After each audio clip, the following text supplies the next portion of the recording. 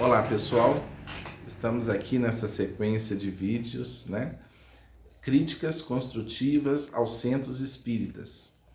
Repito, não é uma crítica aos dirigentes que são trabalhadores dedicados, que são voluntários, né? Nós não temos o sacerdócio organizado, pessoas que vivem para aquele trabalho.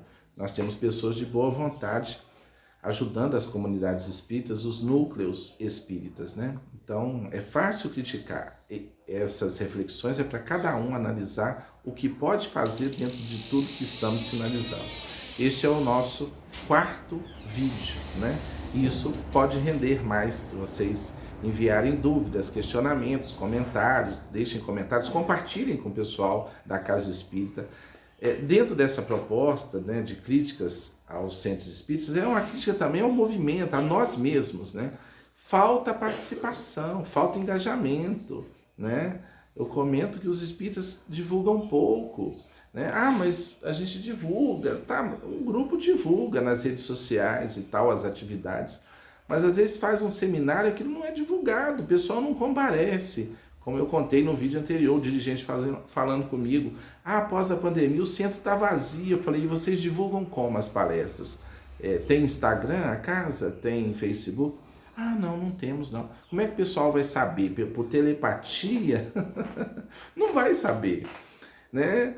Você vê que o pessoal evangélico tem um movimento, alguma coisa, eles pregam nos postes da cidade aquilo e enche a cidade de folheto e tal. Eu não estou falando se é certo ou errado, mas há um engajamento, há um trabalho ali feito, né? Importante de divulgação.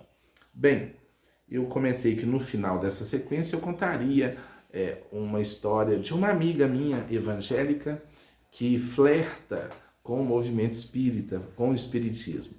Eu vou contar de forma bem espontânea, porque eu acho que a experiência dela faz sentido para nós qualificarmos os nossos trabalhos, os nossos centros espíritas e etc.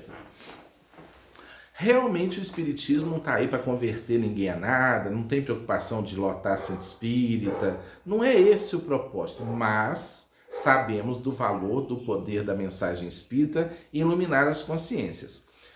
E cada vez mais as pessoas sentirão vontade de se aproximar, de conhecer o Espiritismo, porque com a evolução o Espiritismo apresenta um paradigma, um modelo conceitual, uma visão de vida que atende a essas consciências que estão evoluindo.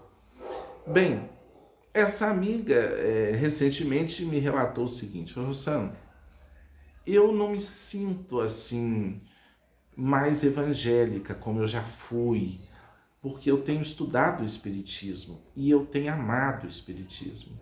Que coisa perfeita, a justiça divina, a reencarnação. Eu aceito tudo, todos os postulados. Eu sou espírita. Mas já fiz algumas tentativas de ir a centros espíritas, a começar a participar, e eu não me sinto assim. Falta algo. E quando eu vou à minha igreja evangélica, eu me sinto muito bem do ponto de vista da convivência social. Eu gosto de música, eu chego, tá lá a banda tocando, né? E as pessoas, aquela socialização afetivas, mais acolhedoras.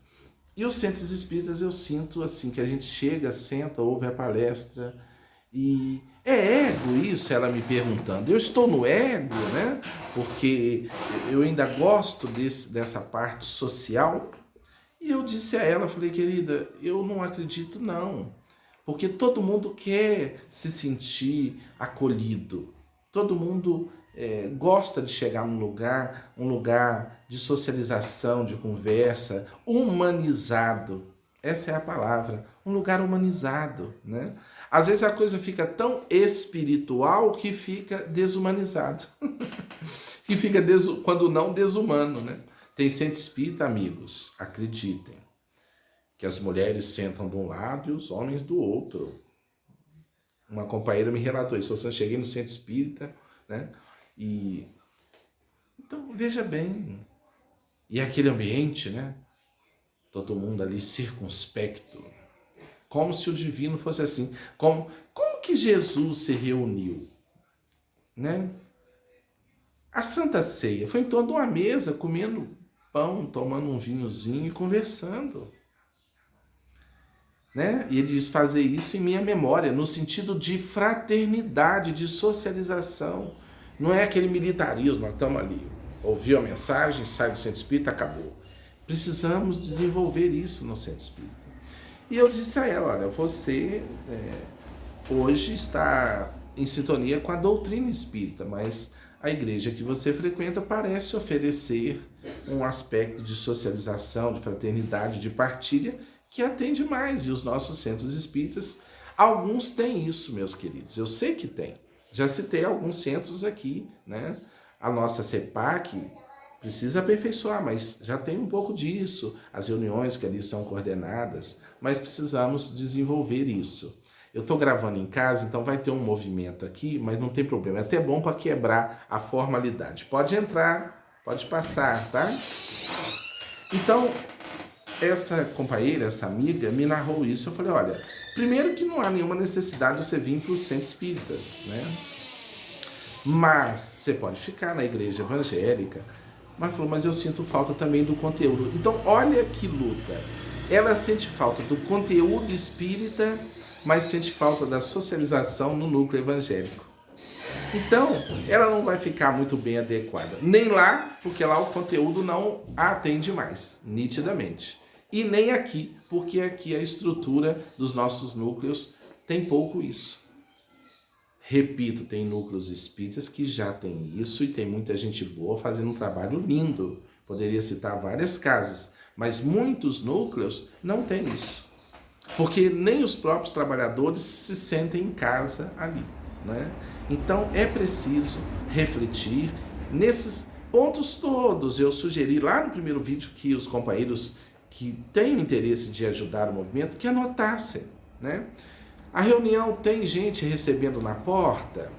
A casa espírita ou a reunião tem um Instagram de divulgação? A música nos encontros, preparando o ambiente? Há um grupo ali de trabalhadores atento para aqueles que chegam pela primeira vez? Há uma convivência mais fraterna?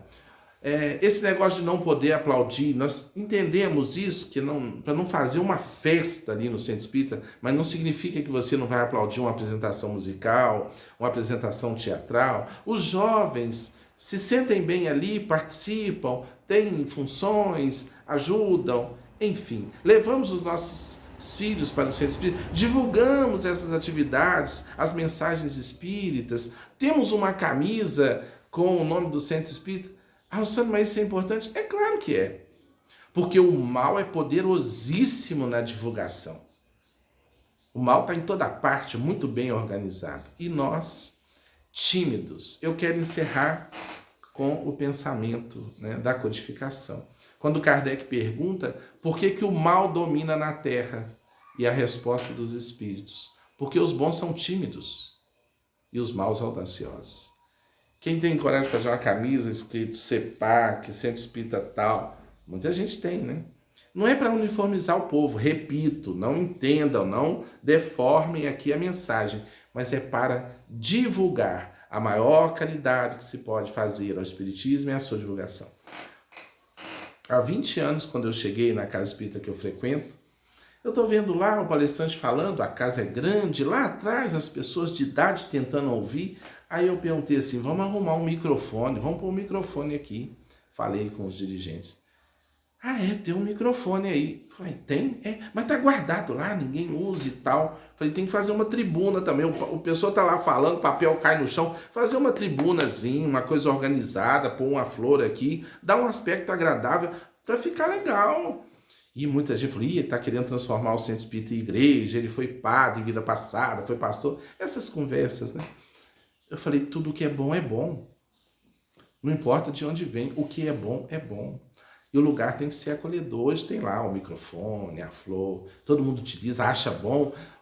A galera mais idosa lá atrás ouve a mensagem, porque o pessoal ficava lá, tava lá o palestrante falando lá com um papelada na mão, de vez em quando caiu um papel e tal. Então, há muita coisinha que parece simples, mas que deixa de qualificar o ambiente, a ambiência da casa espírita. Encerro com o pensamento que usei lá no início do querido teólogo e filósofo Leonardo Boff. O drama do homem é ter perdido a capacidade de viver um sentimento de pertença, coisa que as religiões sempre garantiam.